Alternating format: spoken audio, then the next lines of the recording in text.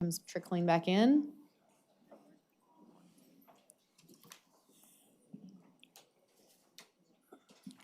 I will call our budget work session to order.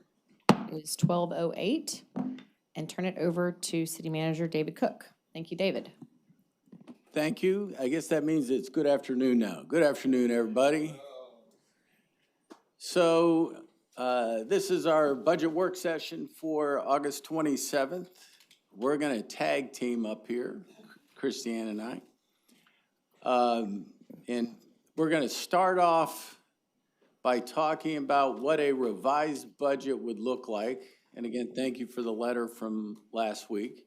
And we'll walk through what the implications are of keeping the tax rate the same, some recommendations for reducing the budget to get to that number, and we'll walk through some of that. After that, Christiane will go through some of the fee adjustments that still need to be approved as part of the budget, and then she'll end talking about with some of the budget responses. I'll also refer to some of the budget responses because they'll relate to some of the conversation about the revised budget. Let's see. There we go. So I wanted to just ground us back to the current tax rate. So that's fiscal year 24 at 0.6725. Again, we break it down into operations, pay-go, and then the INS, or the amount that's set aside for debt. And then the recommended tax rate from 2 weeks ago had the increase showing up on the pay-as-you-go side and a minor reduction on the operation side. So when we received the letter and it had the goal of achieving keeping the tax rate the same at 67.25, what we begin to do is we look at all the components of the tax rate. And so we look at what are we dedicating to the operations, because if we want to reduce that, we're going to take money out of the general fund. If we want to reduce the part that's going to pay-as-you-go, you get the idea, we reduce pay-as-you-go. And then finally, we look at the INS, or the debt rate. So this is to summarize on one slide the letter that we received related to keeping the tax rate the same. So that on its own, roughly we need to take out $5.4 million out of the general fund budget, whether it comes out of pay-as-you-go, whether it comes out of the operations or out of debt service. Keeping the tax rate the same, holding everything else constant, would be $5.4 million. The letter also recommended, though, that we wanted to raise the entry wage to $18 an hour for employees. And that estimate we had is $800,000 to do that. That's just the first year cost of getting to $18 an hour. And that is a February effective date for the increase, because by then it would already account for the pay for performance that would occur in November. Okay, so the increase would occur in February. That way we would have already built into many people's wages the pay for performance that would have already occurred. So what we're going to talk about is how do you change the budget by $6.2 million to hit those goals. All right?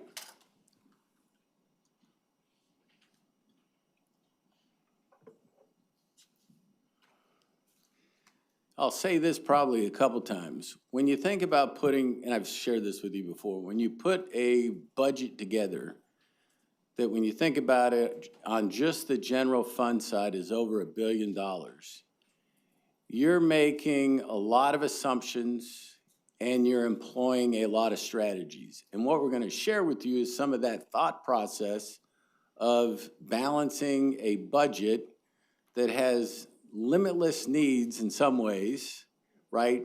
But limited resources. So the first thing we do is we look at how we allocate the tax rate and where are we going to look at making the adjustments, right? Are we going to adjust all components of the tax rate, or are we going to focus on pay-as-you-go or the operations or debt? So starting off, we reviewed the allocation that we have set aside for debt, the INS rate. It's 14 3/4. You also have a budget response from Reggie and finance from the staff that talks about how we do debt capacity forecasting into the future, and you've seen those before from our finance staff.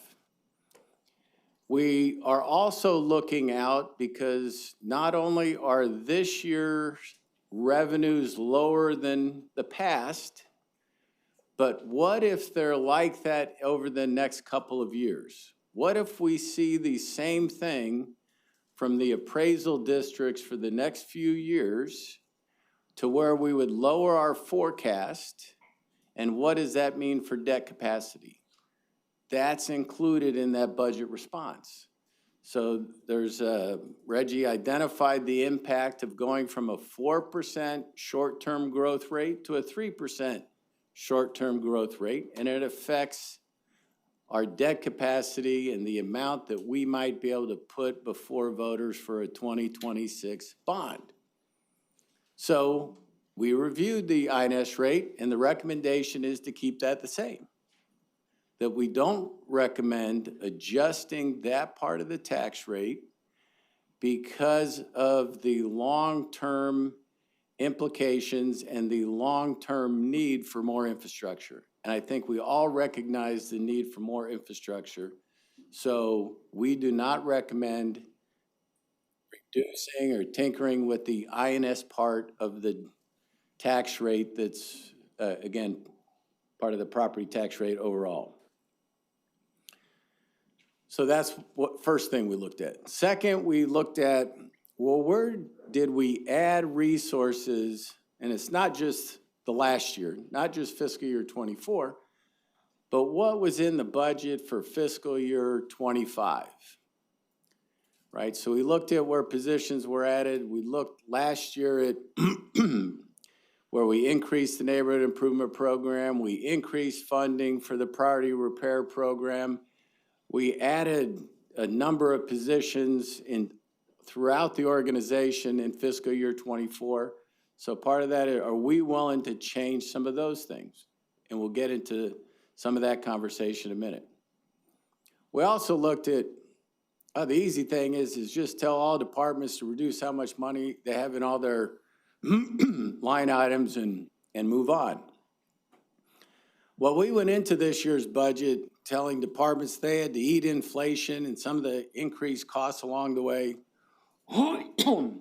Anyway, we didn't build inflation increases into the budget. We didn't build ways that you could increase line items. So is that an easy strategy? Sometimes it is, but it's I call it a death by 1,000 cuts sometimes. You don't really take anything strategic out of the budget. You just, what feels like nickel and diming some of the departments. We also looked at the programs that were identified through the priority-based budget, but I think, as you know, we're 9 departments in, so we're not even halfway through the city organization on priority-based budgeting, so it would only impact a number of departments. One of those that actually is the police department that went through the priority-based budget.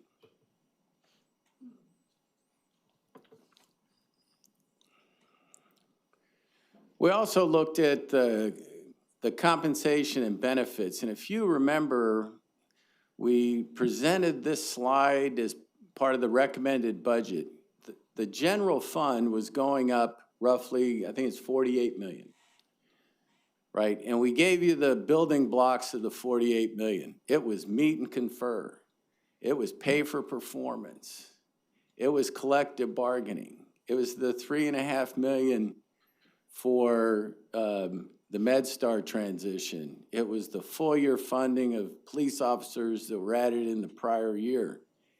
That in itself totaled nearly of the $48 million, and it's the 48 million that we now have to bring down to 42 if we're gonna take all the increase out of the general fund. Does that make sense? Sure. The budget that we had presented before was growing by 48 million. That was the increase year over year. And remember, it had a 0.5 cent increase for street maintenance in pay-as-you-go, but that flows through the general fund. So that 48 million, if we're gonna take it down 6.2, it's gonna go from a roughly 48 to a $42 million increase. But it's our recommendation that we're gonna keep the amount of money in there for meet and confer, for pay for performance, for collective bargaining, for EMS, for the full year funding of the police officers that were added last year. So which means we're gonna have to make the reductions on the other parts of the budget.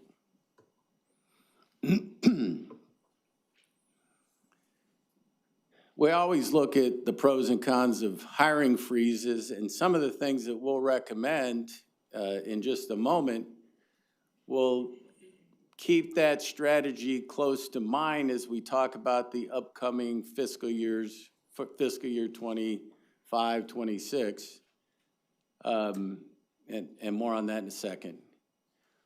We're also further looking at the vacancies, right? We eliminated, and we'll show that chart again, we eliminated a number of vacancies in the recommended budget that you saw 2 weeks ago. And you're gonna see in another recommendation that we're going to evaluate vacancies and take out more. We haven't identified all the positions yet, but we're gonna look at the ones that have been vacant more than 6 months. We're gonna look at ones that have been vacant less than 6 months and make an assessment in order to reduce the overall headcount. We're gonna talk about salary savings and how we manage that as part of the budget. And then this last one is spending on our vehicle and equipment replacement fund. All right, let's jump into what we've identified as our look at how to reduce the budget to bring it down 6.2 million. So we're gonna recommend eliminating more vacancies. I'll walk through that in a minute. Reducing the amount that's in our vehicle and equipment replacement fund, salary savings, and then we're gonna talk about adjusting pay-as-you-go, right? That's where we are keeping the amount of money that was dedicated to street maintenance. We wanna keep that number up, but part of the savings coming down will be reducing the neighborhood improvement program from 2 neighborhoods a year to 1. Let's walk through these. So we currently have 21 positions full-time that have been vacant longer than 6 months. We've had part-time positions that are 24 in total that have been vacant for 6 months or more, or excuse me, for 6 months.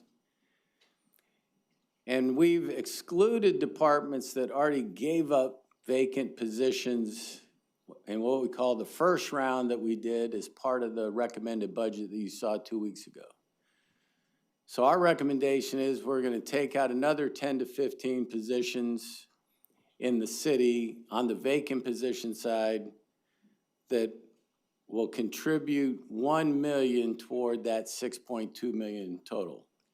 And this gives you an idea of where some of those positions are across the city. These are just the ones that are 6 months or more, but we'll also look at other vacant positions in the city. Our goal is 10 to 15 that will contribute $1 million to the bottom line. This was already taken into account as part of the recommended budget you've already seen We reduced 9 in the general fund, 12 in CCPD, and we took already about 2 million, 1.9 million in the current budget already. So we're gonna add another million through eliminating vacancies. The second recommendation comes when we talk about our vehicle and equipment replacement funding. And let me take a minute to describe how we replace vehicles, heavy equipment, and the fleet in the city. So we have a vehicle and replacement fund. And when you think about it, CCPD pays for all police. So we're fairly current in replacing police cars because CCPD is paying for it. So this doesn't affect police. We use tax notes to essentially replace fire trucks, right? So tax notes are still gonna be fine. So this doesn't affect fire trucks.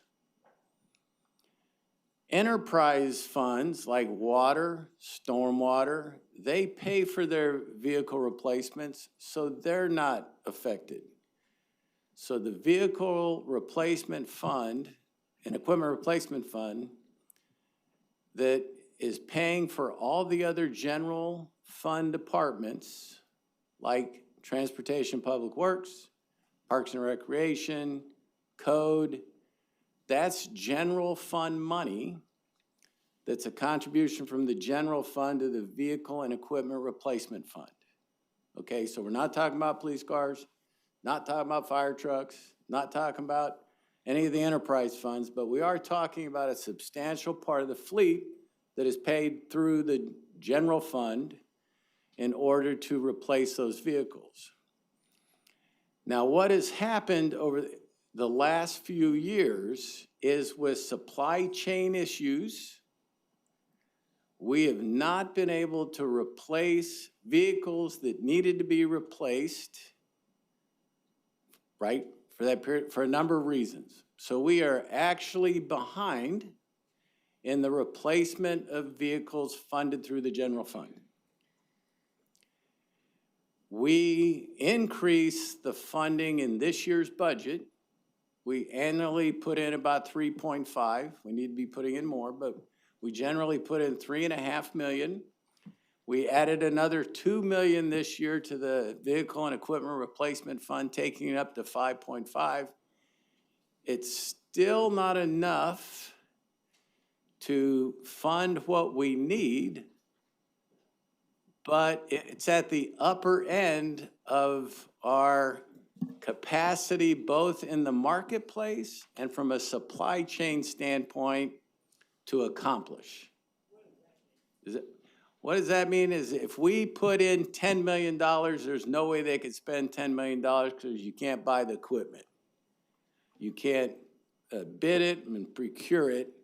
And we were on the I'm gonna go ahead and say it. I think we were on the upper end by giving them $2 million more than the prior year, even though we know we have a backlog. All right, and Lauren can tell you about the backlog. But we put in an additional 2 million, and we would tell you that was on the upper end of our ability to be able to move that money through the organization to get the 5.5 million, even though they're all needed in the year. So what we're saying is we can take that down. It doesn't eliminate the backlog. Actually might make the backlog a little worse for future years. So I also have this belief, that we're not, it's like the doctor's oath, right, of do no harm, right? And so I hate kicking the can down the road that all it does is make that a bigger issue for a future staff and council, because we still have a big backlog on the vehicle and equipment replacement fund. We're suggesting, though, reducing this by $1 million because we're probably pushing the ability to fund it all in one fiscal year anyway. Michael, go ahead. Does that make sense? Yeah, David, thanks for that. I just have a question. You said we're behind on replacement of vehicles. What is the average lifespan of a vehicle? Reminder, this comes from a guy driving a 2005 Honda Accord. So, Thank you for that. So each use is going to have a different, like police cars go every 3 to 5 years, right? Because of the miles that are put on. So it's the type of miles or the type of use. We've got vehicles in the fleet that have probably been there 10, 20 years. So we look at miles and condition every, I think it's every year, right? So we're always looking at miles and condition. And when you think about maximizing a fleet, you want to take it out before it breaks down completely and sell it at auction. So we're always looking at what is the optimum life cycle of a fleet, but it's different by every piece of equipment. but obviously we're not touching police, but you have all other departments up here too. I would just say, police a little bit different than Park and Rec, or I'm just saying, they're out in the street every day. That might be something we look at too, of what is the average lifespan and how we're saving dollars there. Sure, I think the one that gets our attention most is TPW and Parks and Recreation, because some of that's heavy equipment, specialized equipment, bucket trucks. And so, again, the strategy is we haven't fixed we have a problem in the Vehicle and Equipment Replacement Fund that needs more money in the future to solve it. We're saying is we probably have the ability to take $1 million this year, but all it does is adds to the problem that's got to be solved along the way. Any other questions, council, on that one? Yeah, go ahead, Carlos. David, I don't know exactly how to articulate this to be clear enough, but hopefully you can understand what I'm trying to ask. Supply chain issues, it's probably hard to quantify it in terms of, a usable figure, right? But they continue. Are they reducing in effect or no? The supply chain problems have gotten less. Okay. So, and I think it's just a matter of time of when it'll be like pre-COVID. But we're not there yet, and we have a pretty significant backlog. And a lot of it is special equipment for TPW. Okay. How much of the need to replace equipment is carryover from the prior year because of supply chain issues? In other words, we have a tranche of money we're trying to spend to replace a certain amount of vehicles at a certain rate, but then supply chain conspires. I'm just curious to see if there's any foreseeable savings we can do, and if we're considering cutting back on the amount of vehicle purchases, fine. But what I'd like to know is if in cutting back, does that fit within the reasonable availability, given all these factors that you've talked about, of being able to get them? Because it's nice to say, hey, I've got money allocated, I want to spend it, I want to get new vehicles, but if we can't get them fast enough, what's the point in allocating that much money? We might have to come back on details of that. I think we're very confident we could spend the $4.5 million. Yeah. Based on that list right there and the existing backlog. I'm saying is we're going to carry that backlog into fiscal year '25. Yeah. Now, if there's a piece of equipment that we need to get the work done, there's still an opportunity in some areas to be able to lease it. Now, leasing isn't always the most cost-effective, but it's like the street sweepers that we brought in until we could purchase the street sweepers that, again, are going to hit the streets next month. But so there is still a leasing option for some of the equipment, but it can be costly. Okay, thank you. Thanks, David. All right. The third recommendation, I want to talk about salary savings because this is one of those areas that we spent a lot of time on this year. So, and I think we've talked it through with you a little bit. Every department has turnover, right? So every department has to manage turnover. So it is nice that everybody could be 100% staffed 100% of the time, but that's just not the case. And this year, the lab worked with all departments to look at what their historical vacancy rate looked like, and we've already budgeted that, right? So we don't budget 100% of all salaries all the time for any department. And we're already using a vacancy rate that some of it is different by department based on historical turnover and churn. We put in the non-departmental part of the budget a hedge number. Oh, thank you very much. In case we might miss it this year. So what we're going to recommend is we're going to take out some of the hedge and reduce what we set aside for the salary saving, well, I'll call it risk, and reduce that by $1 million. We also fund separation leave out of non-departmental, tuition reimbursement, and as you saw in today's wind-up ordinance, we covered a lot of departments on tuition reimbursement and in the separation leave, right? So we normally do that as a case of business every year.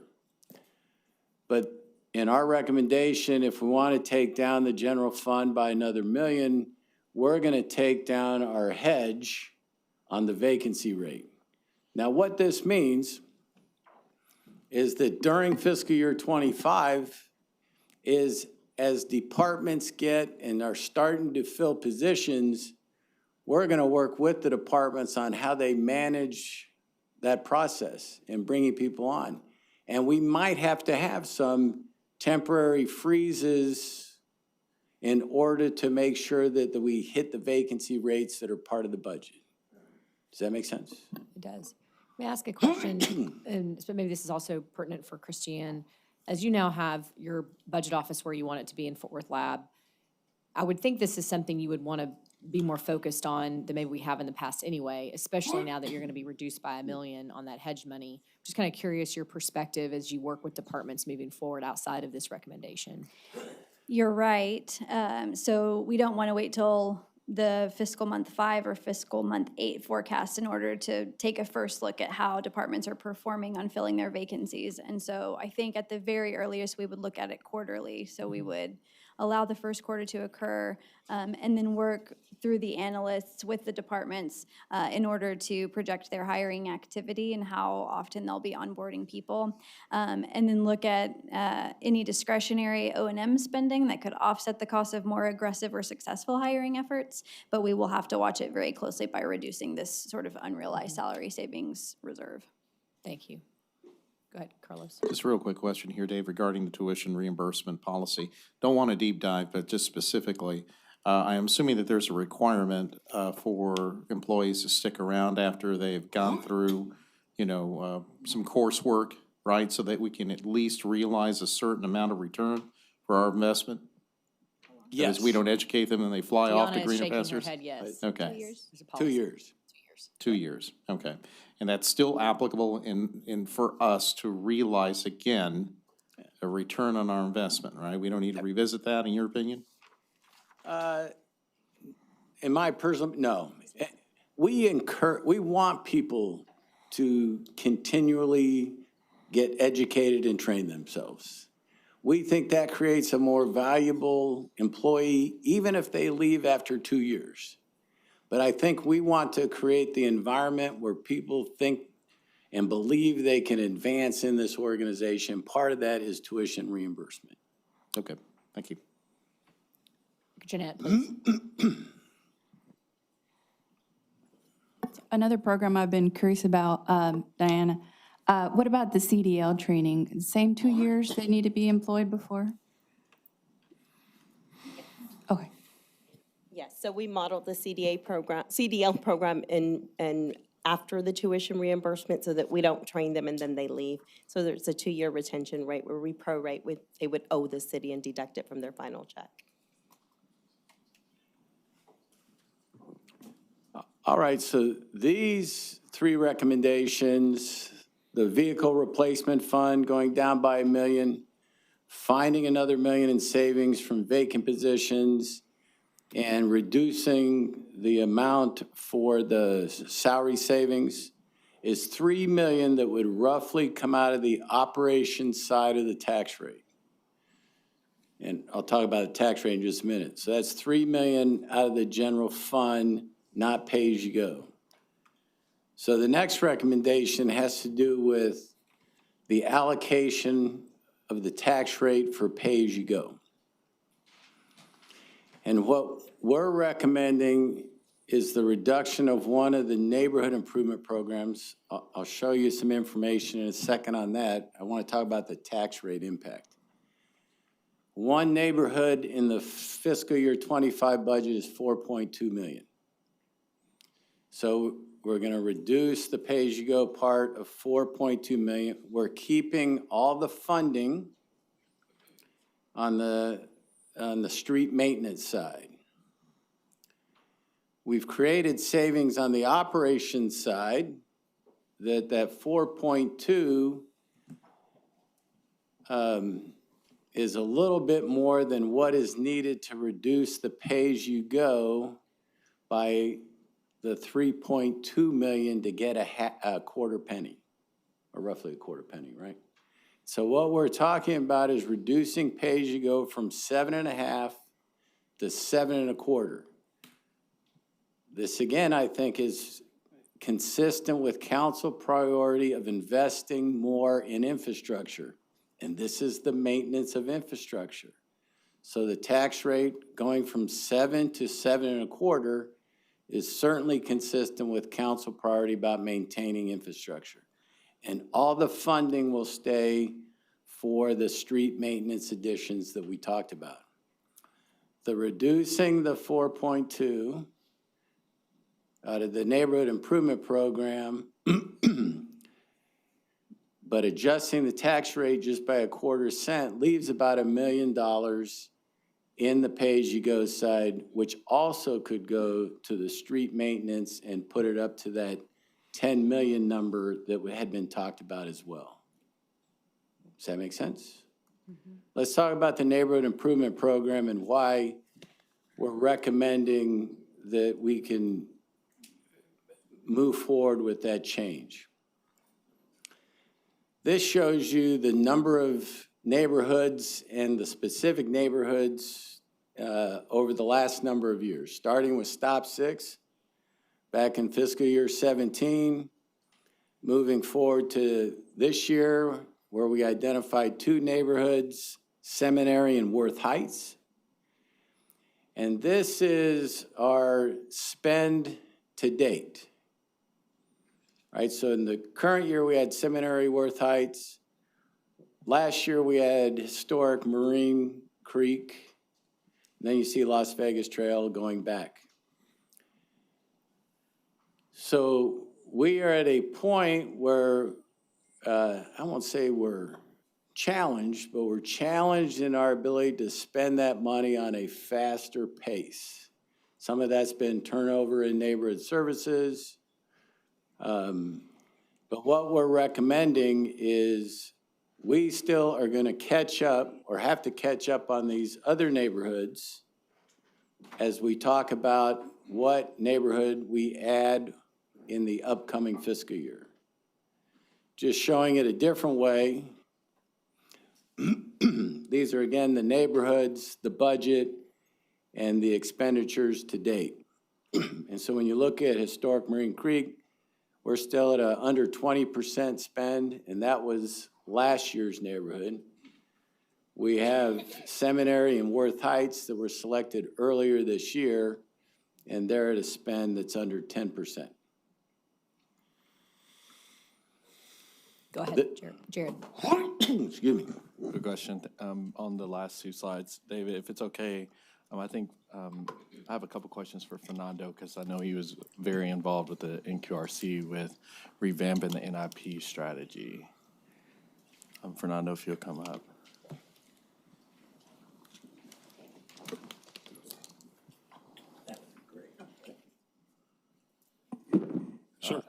Thank you, Fernando. I know as a committee with the Neighborhood Quality Revitalization Team, we had discussed some of the challenges with the Neighborhood Improvement Program, being able to execute the investments in partnership with other departments.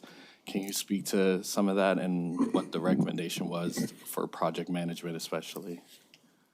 Well, as City Manager Cook has explained, we have been a little slower in expending the neighborhood improvement funds than we had expected for a variety of reasons.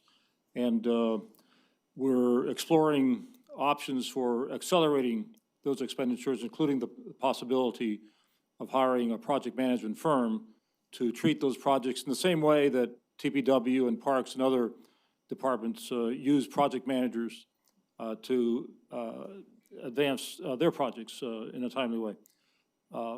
One of the recommendations that the Neighborhood Quality and Revitalization Committee advanced to the full council in the Neighborhood Conservation Plan was the idea of staging the proposed improvements for these target areas over a 3-year period rather than trying to complete them in 1 or 2 years, as we had been doing.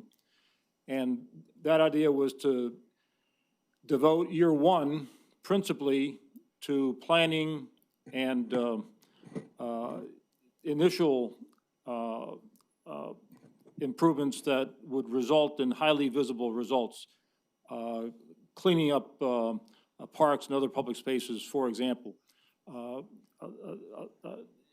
intense code enforcement activity, the kinds of efforts that would produce immediate results to improve the morale of neighborhood residents and set the stage for more detailed planning and design on capital improvements. Year 2 will be devoted to making most of the improvements associated with the neighborhood improvement funding.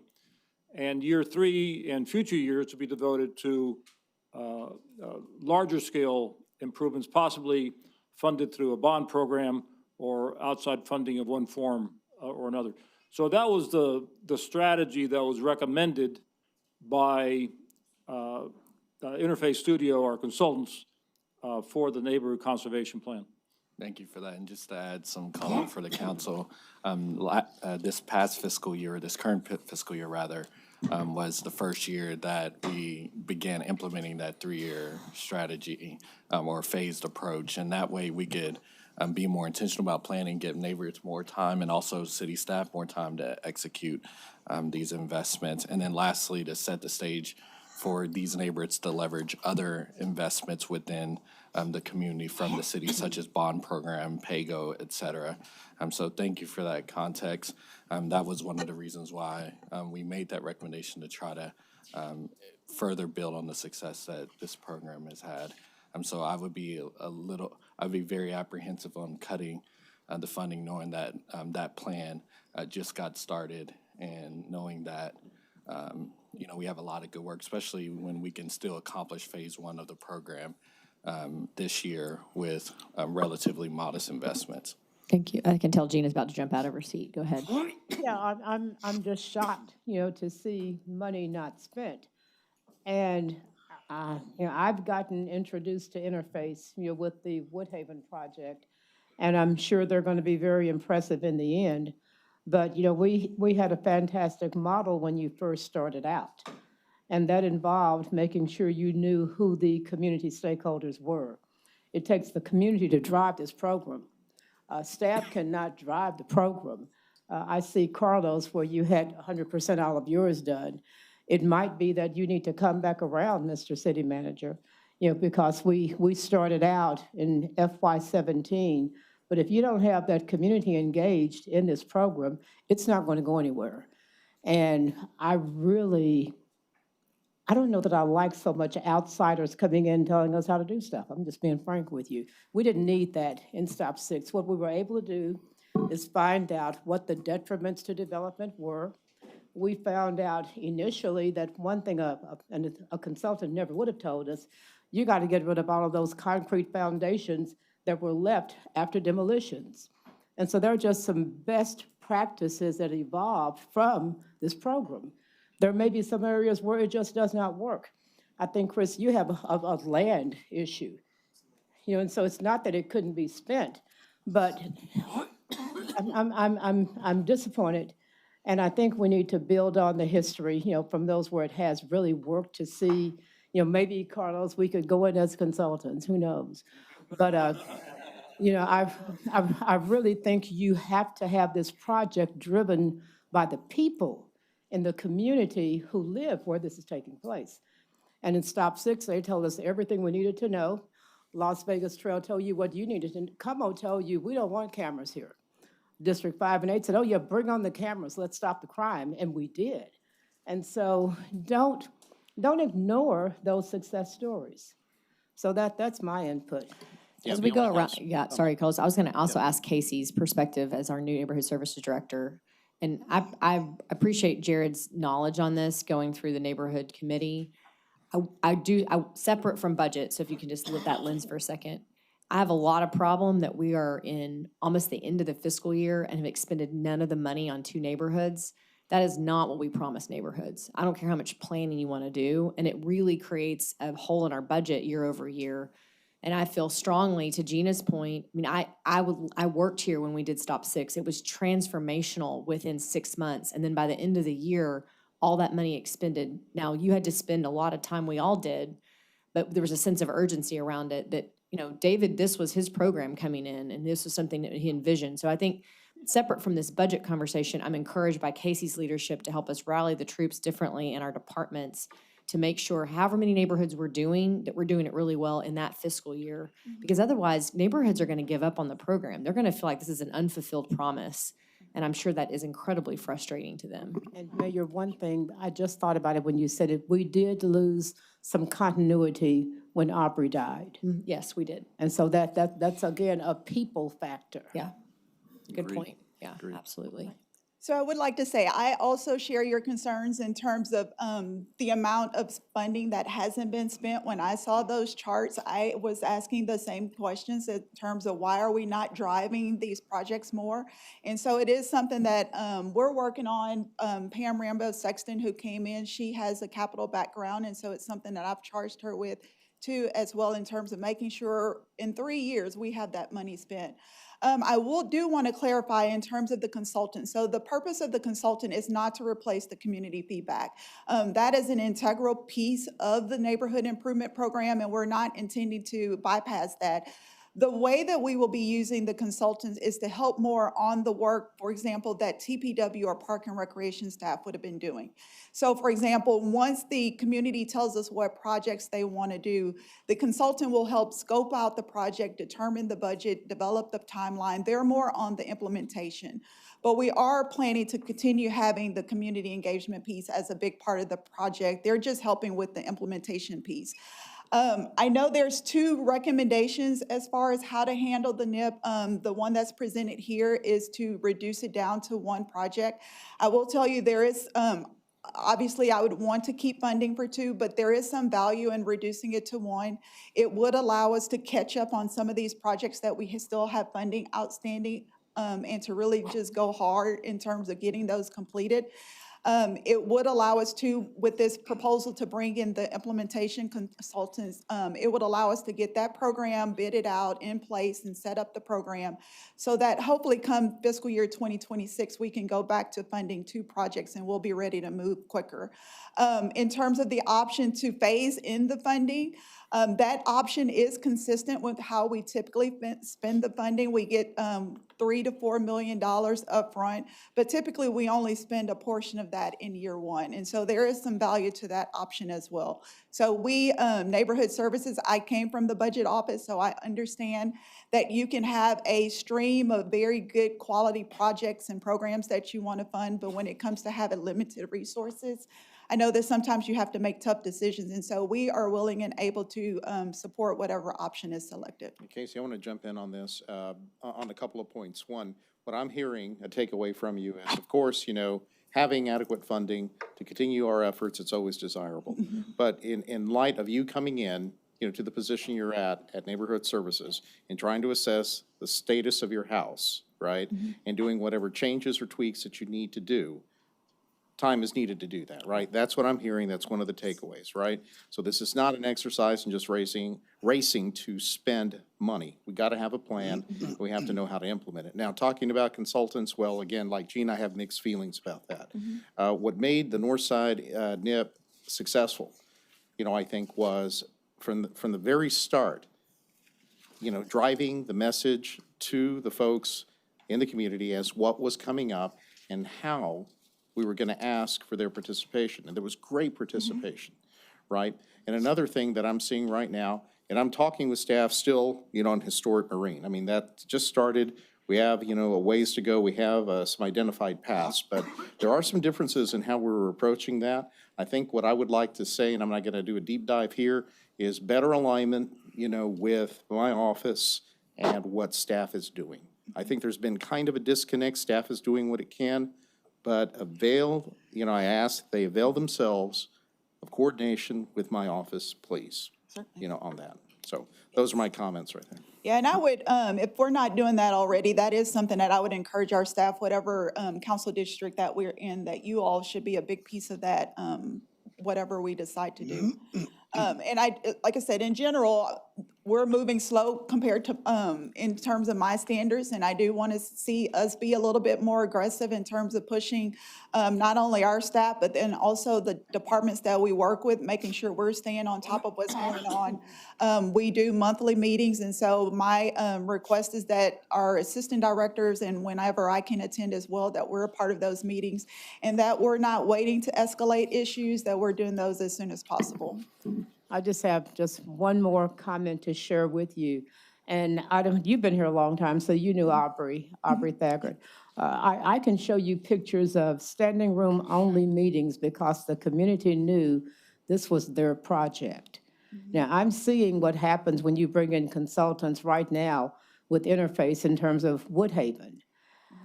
I can tell you the heartbeat has to be those community drivers. And so if they have not been identified and empowered with influence, then you're going to lag. But what happened is that we were able to make sure these community leaders knew that we respected their input, we knew what they wanted to see done, and we put the muscle behind it happening. Same thing Las Vegas Trail. And so I am really, really skeptical about, and I'll use the term outsiders, coming in to facilitate. People know how to facilitate if you just give them the tools they need. And we were able to prove that, and to this day, we continue to see rooftops coming to the Stop 6 area. And so please don't let this project get tainted with the need for so-called professionals coming in, because the professionals do not and will not live there.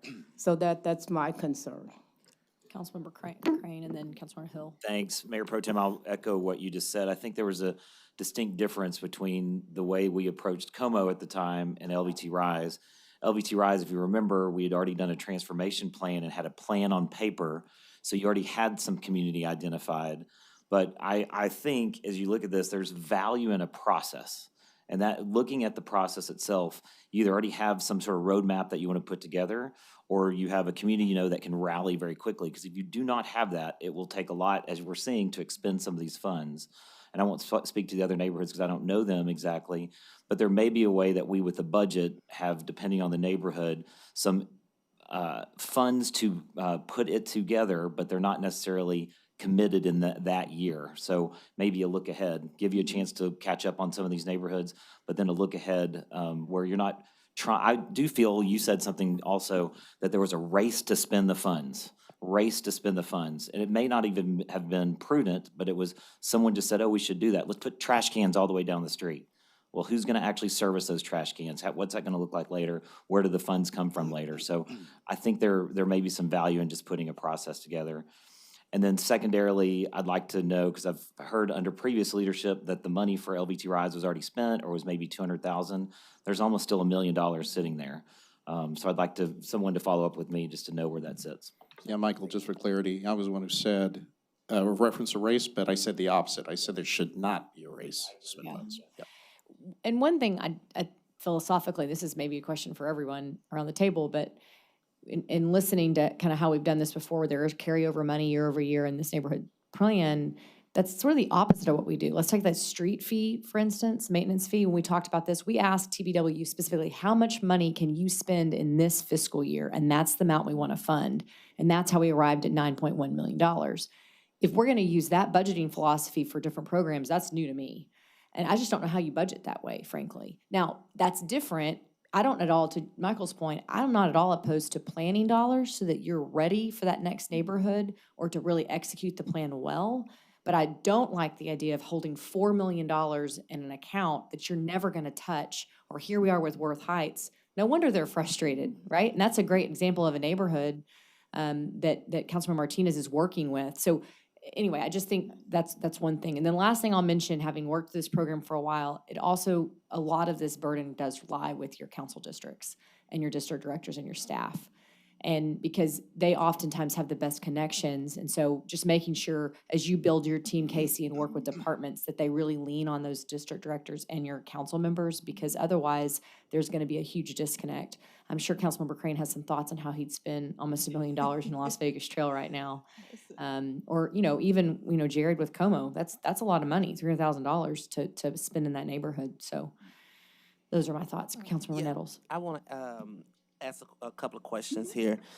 The $4.2 million that we're talking about is what we're planning to do in the next fiscal year for 2 neighborhoods. It's 4.2 million for each neighborhood. Correct. Yeah. And so, and the 4.2 million is to be spent over a 1 fiscal year or 2 fiscal years? Let me go back originally. Please. When we started this program off, we set it up, and it wasn't 4 million back then, but it was equal to, I think, a half a penny on the tax rate.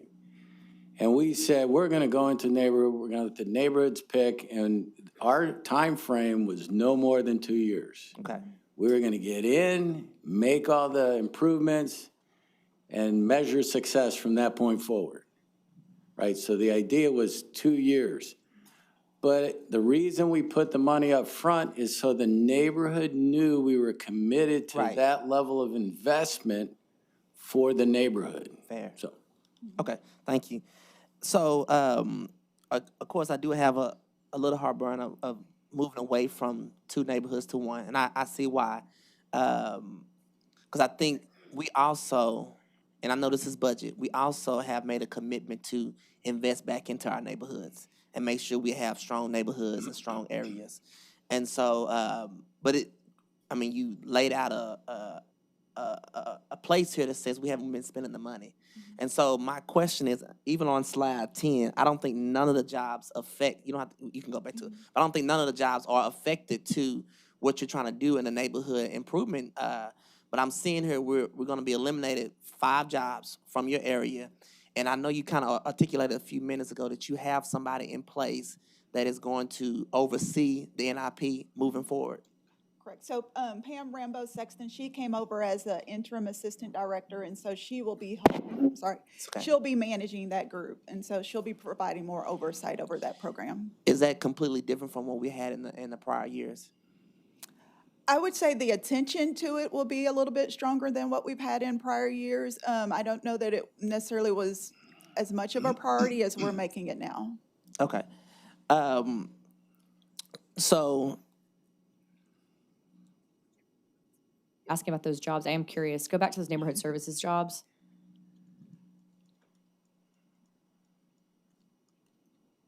What's the story there? So, on the community, so we have community center aid and recreation programmer. Those are community center positions are typically high turnover positions. Okay. And so that's why those have been held vacant. On the senior contract compliance specialist, if I had to put in a request, those are 2 that I would recommend to, that not be eliminated. We had a compliance and planning manager in 2022 who retired. And so those positions were not filled after she left. We now have somebody in place over our compliance team, and she's building out her team and getting us training and more stronger review of how we're doing our grant programs. And so those 2 I would request to keep. We have a senior accountant and the administrative technician. I don't have good reasons as to why those haven't been filled. That is something, particularly coming back from HR, when I saw the list of vacant positions, have been working with our folks to make sure those are getting filled as quickly as possible. Okay, thank you. Sorry to interrupt you. No, I'm glad you brought that up, and I'm glad you said what you just said. A lot of times we have staff come up here and they see that on there and they just say, I'm okay with losing it. But the fact that you say, no, I don't want to lose that, that shows me that you're really interested in making sure you make your department work to the full capacity. I heard you say, you know, this year we can eliminate to 1, but hopefully next year we can go back to 2. And so I want to make sure that we do not take employees away from you able to do the job. Correct. Because if we're going to eliminate and hopefully get back or catch up, but if we continue to cut down your department, it's not going to help you in the long run. Correct, yeah, these positions that are listed for neighborhood services aren't directly involved Correct. in the neighborhood improvement program, and so those wouldn't affect the progress that we make there. But somebody got to Yes, do it. yes, exactly. But I'm not going to die on the hill of eliminating 1, because I know we haven't been able to do it. But I do want to make sure that we challenge this council that this is something that needs to be put back into the budget for next year. So how we're moving forward, looking for the next, as you articulated, David, not just this year, but what's going to happen if the tax rate or if the sales taxes come in as low consecutive years. So I do want to make sure that we're looking ahead of how we put that money back in the budget for next year. Jared and Macy. Sorry, I lost track of all my people. Thank you, Mayor. Just to add to that, the Neighborhood Conservation Plan is very instructive to this. When we talk about $8 million a year for the budget, you know, it still follows the same philosophy as David just mentioned about trying to spend the funds in 2 years. The thing that we really talked a lot about after we did a study on how many neighborhoods were distressed in the city, we were very concerned about not investing to the scale needed to ultimately get our neighborhoods that are severely distressed the resources they need. And the other thing I think that's important is when we talk about the planning phase of this project, you know, I think we still should support the planning phase this year, whatever dollar amount that is. But when you look at the $8 million, 2 neighborhoods in this plan will be ready for implementation in year 2. So when you talk about $8 million over a year, not all of that's going to the first 2 neighborhoods that Yeah. are And going I forward don't on a disagree. I go-forward think my basis. concern is the plan says that, but right now we're not on track because of the way things are. And I know Casey's on it. I Yeah, have yeah. total faith that in, you know, a few months she's gonna be able to come back to us and have a better idea of where we're gonna head, but And that's my why only Yeah, concern. that's why we tackled this, because we Yeah. had this same discussion, Yeah. you know, a year ago, knowing that that was a challenge and we wanted to do something to help. So Yeah, I would agree. I do want to see them get to implementing these better. And I know that there's been some challenges with capacity in other departments to be able to honor the be able time to do this, commitments. Yeah, so it's a lot more nuanced than just saying neighborhood services isn't spending the money. They have to coordinate with other departments as well as neighborhoods to get this done in a timely manner. And I don't want to undercut them by not giving them the resources to keep moving forward, improving this program. Macy? I think I just need some clarification. So are we funding the programs without a plan? 1, and then 2, I mean, I think as Mayor pointed out, there's 6%, 5% spent, and we're at the end of 2024. Do we have a lead time on, I mean, from your estimation, I know you're new to the role, but when we can get caught up? Are we talking 2 or 3 or 4 years? I would think so, but yeah, so part of the, I'll start with your first question first. Are we funding projects without a plan? So part of the reason why it may seem that way is we do involve the community. So we don't want to go into it with a cookie cutter approach. And so with each project, we seek input from the residents in the community on what activities, what projects they want in that area. So to a certain extent, we are starting from scratch a little bit for each single neighborhood because we want to make sure we're customizing the activities to what the neighborhood want. Some of the projects that we do are consistent across all the neighborhoods. So for example, most of our projects will have litter abatement. They will have some component of security cameras. And so we're looking at how do we start off with the things that we know we're going to do consistently and then add in that community approach to customize it so that we're not starting from scratch every single time. And I would think if we are truly focused on it and we do have some outside support to help with zoning issues or budget issues, then I think we could complete those projects within the 2 to 3 year timeline that we have set out. Okay. I'm just trying to understand, do we arbitrarily assign a number to each neighborhood without really understanding what the neighborhood What the wants? And needs does are. that number need to go up or down? Correct. And I mean, that's kind of why we're in the predicament we are. We may not have assessed those needs properly in the beginning, and then we're able to implement within that timeframe. Correct. And then there are some instances, like, for instance, some of these projects that do have savings left over, they actually completed what the initial list of projects was, but it came in under budget. And so we do have some additional funds that we have to spend. And so one of the things that we want to look at is, instead of identifying those projects needed for this excess fund at the time we identify what it is, let's have a running list of projects so that if we have extra money, we can already implement and we're not having to wait to collect feedback. Okay, thank you. Anyone else? Yes, Jeanette. Casey, will you clarify? So last year it was 4 million per neighborhood, and then I see 4.2 in one of the slides. Is that 0.2 for the possibility of bringing in a contractor? No, it was for kind of like a cost of living adjustment. It was, I believe it was previously 4% adjustment is what was applied to PAYGO. And so it's just everything in PAYGO receives a 4% increase. And so that's what that amount references. And so to my colleagues on council, I do want to say that, not every neighborhood is the same.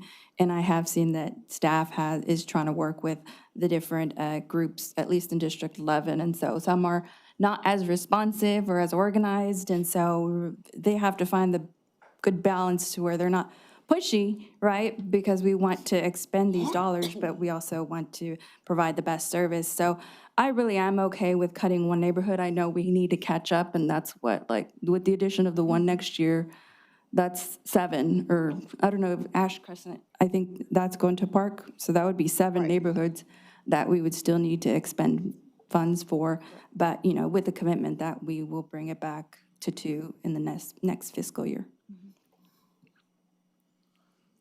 Any other questions?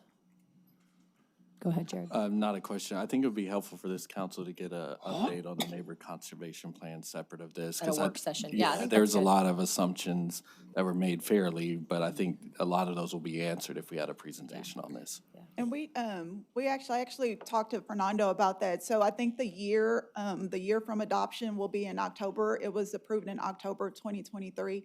And we did talk about doing kind of an annual update in terms of what we've done related to the housing affordability and the conservation plan. And so that is something we are planning to do towards the end of this year. Okay, good. Thank you, David. Thank you, Casey. I am glad to see that you all are excited in our neighborhoods, though. Thank you. Yeah, go ahead, Charlie. So I didn't know if I should wait, but it looks like we're about to be off of the neighborhood improvement program. But I just wanted to add, I think I mentioned this last budget cycle too, and some of these programs that, are good for our neighborhoods, good for the city. We let our communities know we care about them, but just maybe funding them in arrears. Like at the end of the year, whenever we got that, we hear, hey, here's unexpected tax revenue we got. Here's a project we're gonna spend it on.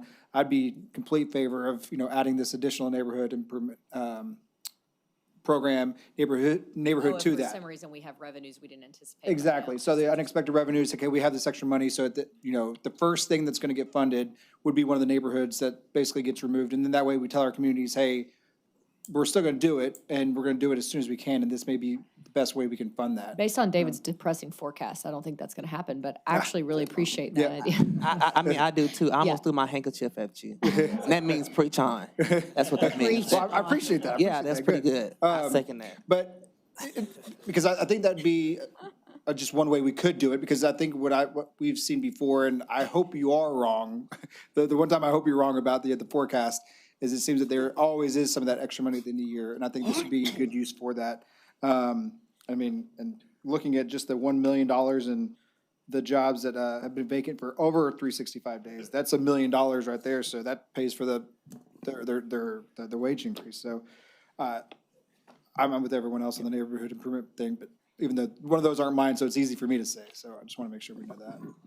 I'm fine with one neighborhood, just so you know. Councilmember Williams. One thing I would offer, since we know neighbors have challenged spending $4 million in 1 year, it might be more suitable, and Casey mentioned this, but it kind of got glazed over, to invest in 2 neighborhoods, but do them at a lower amount with that $4 million.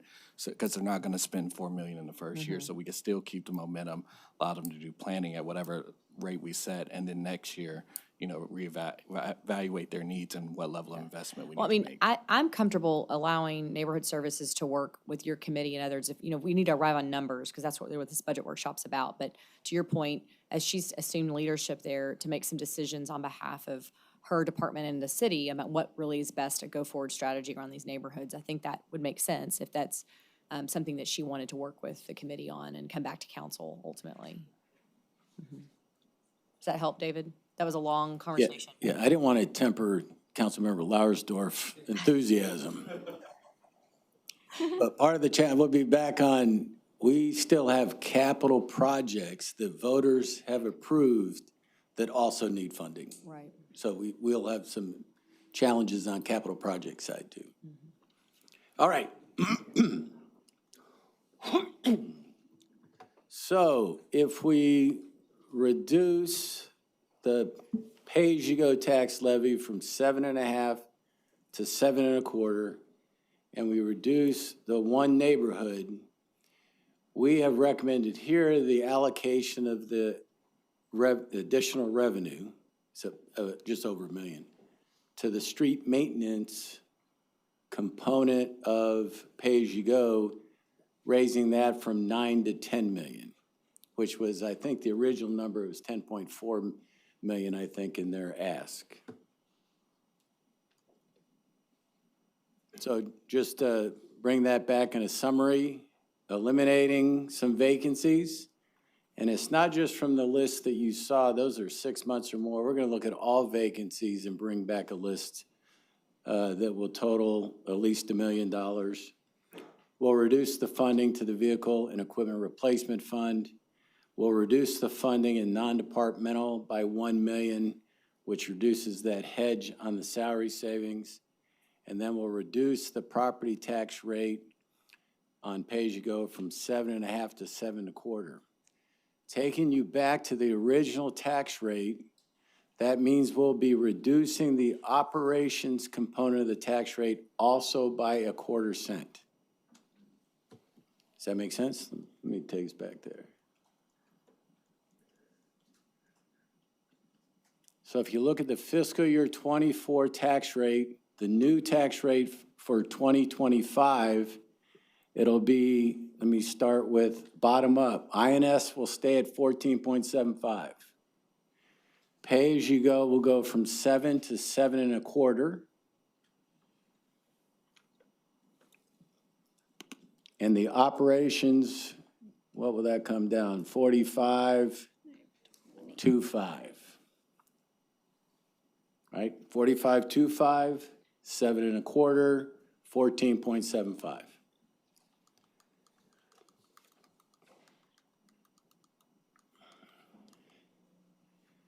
This was I don't want to end on a downer, but part of thinking about some of the things we're talking about, keeping the debt rate the same because we have big infrastructure needs out there. We're planning the 2022-6 bond program.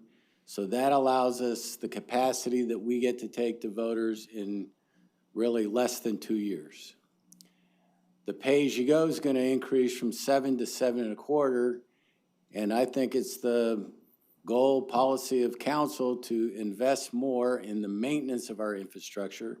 So we will accomplish that as well.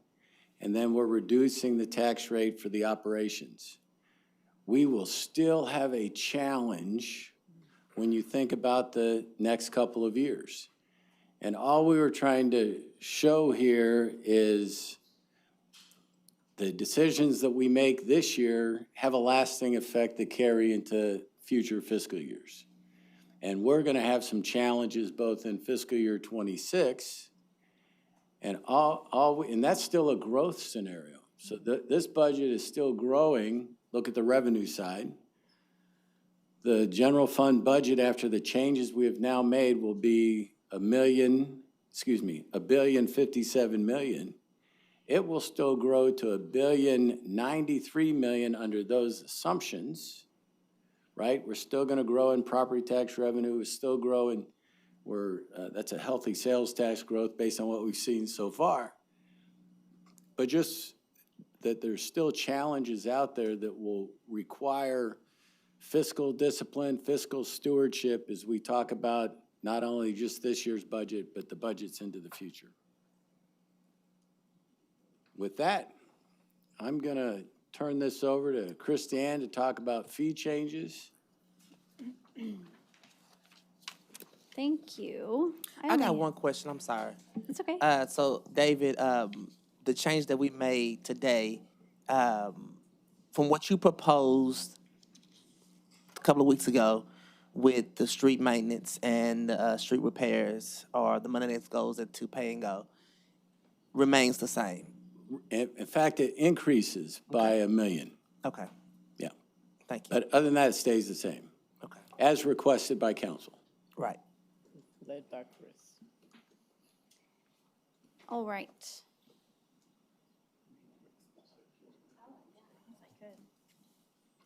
I'll just stay here. Because I only have one slide for you. So you received a budget. You emailed all that stuff last night. I emailed this to you at 11, so you should know what it said. 11 PM. No, you did. You received a budget response on fee changes. I think that one came over the weekend, actually. Okay. That's okay. You check your emails on the weekend too from me, right? It's quite a long budget response on fee changes. It's 80 pages or 100. It's long. The large majority of those tables have to do with development services. They have many fees that are subject to their proposed 12.5% across the board increase. So if you can wade through that, you can see the detail. But I want to highlight for you here just a couple of things that you will see in the fee ordinance that typically comes with the budget in September. So the first is that development services across the board, 12.5% fee increase. This is a group of development fees that have been sort of vetted through the Real Estate Council and through the Development Advisory Council. And those groups are on board with this 12.5% increase in order to help development pay for the cost of development. And I believe we have staff or maybe Dana here if we have any specific questions on that. I think some of you are already familiar with that fee change. A small part of your budget response has to do with the municipal golf fund. They are proposing an increase to their annual golf pass fees. That is a result of much benchmarking and analysis by the Parks Department, Park and Recreation, about comparable golf courses and fees across our competitors and across the state. And so I believe that you have been briefed separately on those, but if we, for any of these, if we have questions, we can delve in. The Stormwater Fund is recommending a 5% increase to that stormwater utility fee. We've been briefing the residents in budget meetings on what that means. And that 5% increase is part of their continued phasing of capital delivery. Environmental Services Fund, we didn't increase last year to GOP and non-GOP. Those are the grant of privilege haulers, the landfill surcharge, and they're recommending another increase to those hauler fees this year. And then finally, water and wastewater, a 3.3 and 2.3% increase to the retail rates. That's water and wastewater. Those are not considered fees. Those get adopted separately from the fee ordinance, and you actually adopted those this morning, I think, on the consent agenda. But they're here for your reference anyway. And we've been answering some questions out in the community on those fees as well as the stormwater fee particularly. Are there any of these fees that you'd like the department to come and talk about, or anything else in your budget response perhaps? Alan. So, just real quick, I had some conversation with the DAC related to that 12.5% across the board, and they did confirm that they were in agreement with those increases, but they kind of put a caveat around it, and it was along the lines of, if that gets us to the service level we should have. Can y'all speak to that for a moment? I'm looking for anyone from Development Services. Oh, looks like Dana's coming. DJ might still be broken.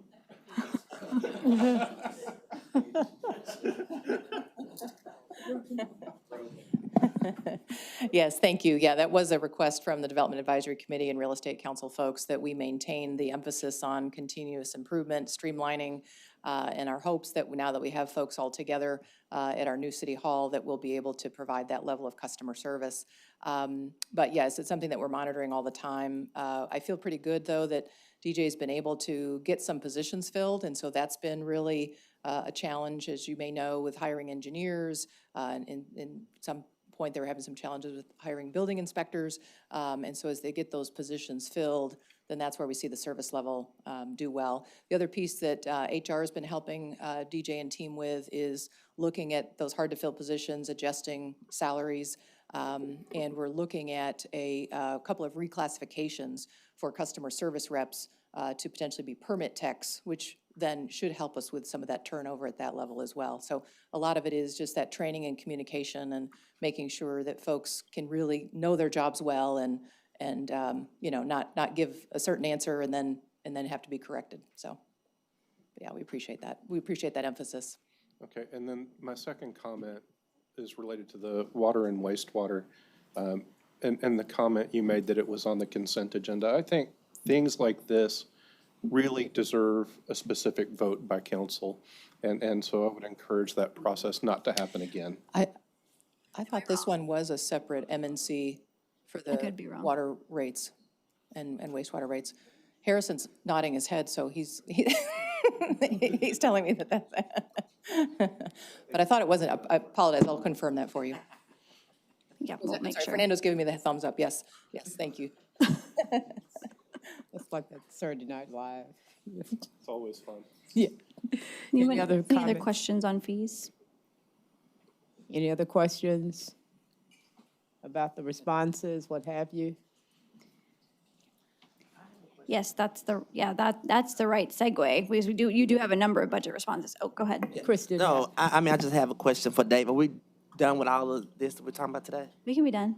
You want to be done? Oh. Well, no, I'm ready to go. You kind of kept alluding to the next couple of years. Before budget is over, will you be able to give us some kind of projection of what could happen the next, so this 0.5% that we was going to raise, that we're choosing not to raise, essentially cost us, what, around $10 million to move? About 5.5 million. About $5.5 million to move around. Yeah. You don't have to give an answer now. Is that something that you propose that may go up in the next year and maybe in the next 2 years each time, or? Well, thanks for the question. Yes, we would be happy to give a more detailed projection. We do that at least once a year with the city council. One of the questions that we have been fielding, not just around the table here, but at some of the meetings is really the values, the change in the, I'm looking at the Councilmember Blaylock, of change in values and what the Tarrant Appraisal District decisions might mean on future values for the city. So part of that is we're trying to understand what that impact may be, because if it affects the taxable values, you know, that's half of the formula for how much property tax revenue we'll be bringing in. So we're going to try to get a better understanding of what that also means for the future. Any other questions for David? Yes, Councilmember Williams. This is for Christiane. Thank y'all for providing a budget response on compression costs for police. I also want to commend y'all in budget response number 25-005. Y'all did it for general employees, and that format was so much easier to understand. Okay. Is there a way that you can do the same thing that you did in that budget response for the police one, so that way we can get the job classifications, number of police officers, compression costs, broken down in the same way that y'all did in that response? You like 25005's format? Yes, because it gave a better picture on compression by job grades or jobs. Okay, I'm looking at Deanna so that she and I can work together on changing the formatting of the police. Sure thing. Any other questions from council? Comments? No? Okay. Okay, we're going to close this budget hearing. I know there's some scheduling, probably questions from council. We'll work with you in your offices to let you know what those next sessions, if they're needed, how many will be, so that you can start working on your schedule, if that sounds good. Okay, meeting adjourned.